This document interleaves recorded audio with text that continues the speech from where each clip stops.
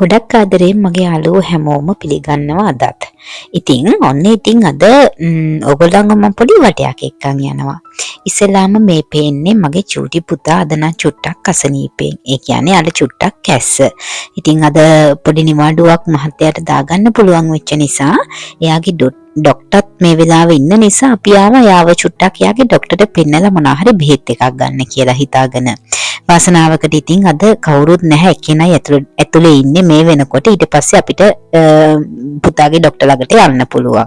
සමහර දවස්වල නම් ඉතින් අපිට වෙලාව දුන්නට වෙලාවකට පැය භාගයක් විතර බලාගෙන ඉන්න වෙලාවල් ඕන තරම් තියෙනවා. අද නම් එහෙම නොවේ කියලා මම හිතනවා. ඔන්න ඉතින් බලන්නකො අපේ චූටි පුතා කස්තාඤ්ඤා ගහක් දැකලා. එයා ඒක පෙන්නනවා මට. මේ ඔයගොල්ලන්ට පේන්නේ කස්තාඤ්ඤා ගහක්. ඉතින් මේ කාලෙටනේ ඉතින් කස්තාඤ්ඤා එකතු කරන්නේ, කස්තාඤ්ඤා පුච්චලා කන්නේ.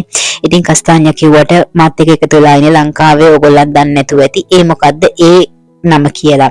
කස්තාඤ්ඤා කියන්නේ හරියට ලංකාවේ කොස්සැටවල රස තියෙන දෙයක් කිව්වොත් හරි. මට නම් ඒක ඇත්තටම කොස්සැටවල රස තමයි තියෙන්නේ.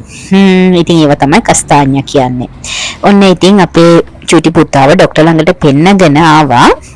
ගේ ළඟ තියෙන මෙන්න මේ පල්ලිය වත්තට. ඕගොල්ලන්ට අර උඩින් පේන්නේ අපේ ගෙදර තමයි. ඉතින් එයාව චුට්ටක් අද ඩොක්ටර් ළඟට එක්කගෙන ගිය නිසා මට වෙලාව තියෙන නිසා අකිව ගන්න තව එයාට චුට්ටක් එයා සතුටු විදිහට කැමති විදිහට චුට්ටක් සෙල්ලම් කරන්න මමත් ඉතින් එයාත් එක්ක හිටියා මේ පල්ලිය වත්තේ. කවුද ඉන්නේ?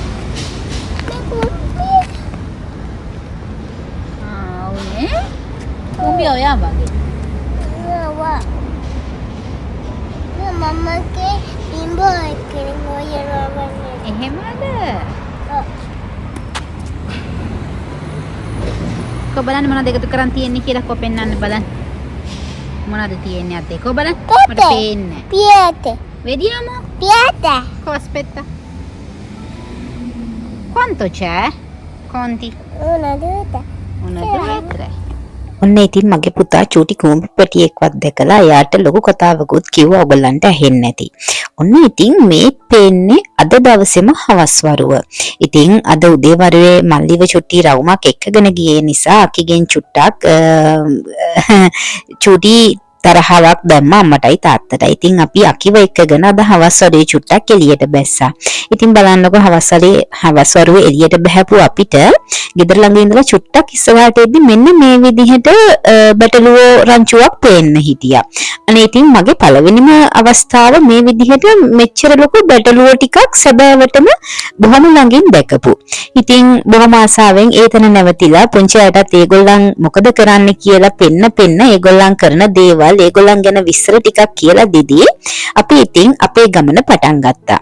අපි ඉතින් ලොකු දුරකට නෙමෙයි යන්නේ. මේ අපි ඉන්න ගම වටේ තියෙන තවත් චූටි පැත්තක් කියන්නේ අපි ඉන්න තැන ඉඳලා චුට්ටක් ඉස්සරහට ගියාම තමයි මේ පැත්ත පේන්න තියෙන්නේ. ඉතින් ඇත්තටම හරිම නිස්කලංකයි. කිසිම තදබදයක් නැහැ ඇත්තම කතාව. රස්නේ කාලෙදී ඉතින් චුට්ටක් සංචාරක ආකර්ෂණය වැඩි පැත්තක් මේක. හැබැයි ඉතින් සීත කාලේ දැන් පටන් ගන්න හදන නිසා ඉතින් මේවා චුට්ටක් පාළුවට ගිය හැඩක් තමයි මේ ඔයගොල්ලන්ට පේන්නේ. රස්නේ කාලෙදී නම් මේ පැතිවල වාහනයක් යනවා කියන්නේ චූටි අකරතැබ්බ වලට මොන පාන්න වෙනවා. මොකද ඒ තරම්ම වාහන පොලිමක් තියෙනවා මේ පාරේ යන්න. ඉතින් පේනවානේ මේ ගොඩක් හවස් වෙලත් නෙමෙයි. මේ හවස 4ට විතර. බලන්නකෝ පරිසරය වෙනස් වෙලා තියෙන අපූර්ව හවස 4ටත් ඉතින් අපිට බොහොම කළුවර විදිහක් තමයි පේන්න තියෙන්නේ. මම ඔයගොල්ලන්ට මේ පාරේ මේ විදිහටම පෙන්නලා ඇති මීට කලින් ගොඩක් වීඩියෝ වල. ඉතින් උදේට පේන විදිහයි හවසට පේන විදිහයි හරිම වෙනස්. එකම තැන වුණත් ඒ ස්වභාවික පරිසරයේ. ඉතින් මේ හැම තැනම තියෙන්නේ අමුතුම පුදුමාකාර ලස්සනක්. ස්වභාව සෞන්දර්ය විඳින්න කැමති කෙනෙක්ට හරිම ලස්සනයි මේ පරිසරය. අද මාත් එක්ක එකතු වෙලා මගේ මේ වීඩියෝ එක බලන්නේ අලුත් කෙනෙක් නම් මම මගේ ගම ගැන චූටි විස්තරයක් කරන්න හිතුවා. ඒ කියන්නේ මම ඉන්නේ ඉතාලියේ කතානියා කියන නගරේ. කතානියා ටවුන් එකෙත් නෙමෙයි හරියටම කිව්වොත්. පුංචි ගමක තමයි මම ඉන්නේ කතානියාවල තියෙන. ඉතින් අපිට තියෙනවා බොහොම ලස්සන මුහුදු තීරයක්.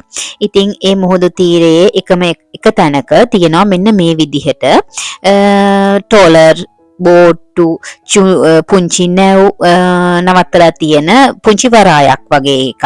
ඉතින් මෙතන ගොඩක් රස්නේ කාලෙදී ගොඩක් සල්ලි තියන අයගේ චූටි නැව් ටෝලර් ගාල් කරලා ආරක්ෂා කරගන්න තැනක් විදිහටත් පාවිච්චි කරනවා කිව්වොත් හරි.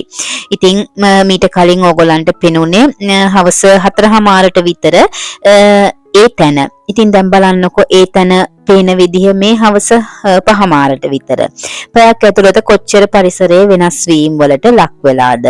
ඉතින් බොහොම ලස්සනට ඒ දර්ශනය අපි වින්දා. ඉතින් මට ආස හිතුණා ඕගොල්ලන් එක්කත් ඒ ලස්සන බෙදා ගන්න. මට තවත් එකම දෙයක් කියන්න අමතක වුණා. මේ අපි ජීවත් වෙන ගම වගාබිම් ගොඩක් තියෙන ගමක් කිව්වොත් හරි. ඉතින් ඒ නිසා බොහොම ස්වභාව සෞන්දර්යයට ලොකු ඉඩක් තමයි තියෙන්නේ. ඉතින් ඒකයි ඔයගොල්ලන්ට මම අර කලින් පෙන්නපු විදිහට බැටළුව රංචුවකුත් නිදහසේ ඒගොල්ලන්ගේ කෑම කකා හිටියේ.